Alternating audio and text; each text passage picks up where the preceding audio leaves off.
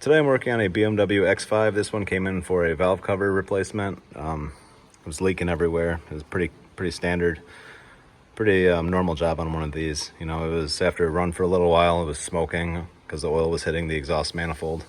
And yeah, so when I pulled off the cover, this is what I'm seeing. Ton of sludge buildup on the valve train. And I already grabbed some of the big pieces that I could get off there without knocking it into the crankcase out. But the problem is this is kind of difficult to deal with because this is mostly because they stretched their oil change interval or used a low quality oil. But this is also why we recommend doing oil changes around, I usually say around 6,000 miles, 6,000 miles with a synthetic, because this will never happen. It doesn't even, I mean, use the correct weight, the correct rating of your oil, but you know, it doesn't matter if it's a synthetic and it's rated for the car. It doesn't matter what brand it is. This isn't going to happen if you change your oil at 5,000 mile intervals. So this person stretched it real long, probably used a low quality oil, and now this is what they got.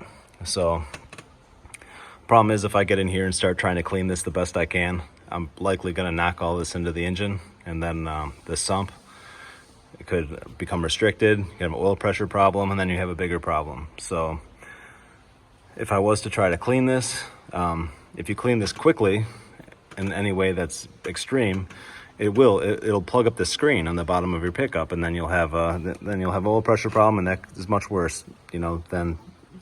And just to pull the oil pan on this to inspect the pickup, it's a 10 to 15 hour job on this X5 with a, you know, all-wheel drive, just how it is. So for me to even see the condition of the pickup and see if you have the same sludge buildup at the bottom, it's very, very expensive. So it's best to just avoid all of this and change your oil at a much sooner interval than the manufacturer even recommends. So these ones, I think BMW says 15,000 mile interval. I would never ever do that. Many times, even if you read the way that they word it, it'll say that'll be the oil change interval under normal driving circumstances. And then normal driving, if you look at how that's defined, it's basically just highway driving every time, perfect, you know, perfect heat cycles, runs it up to operating temperature, holds it there for X amount of time.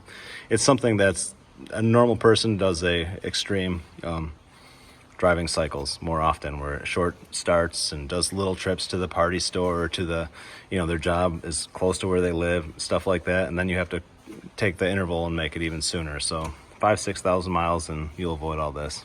That's it. Thanks for watching.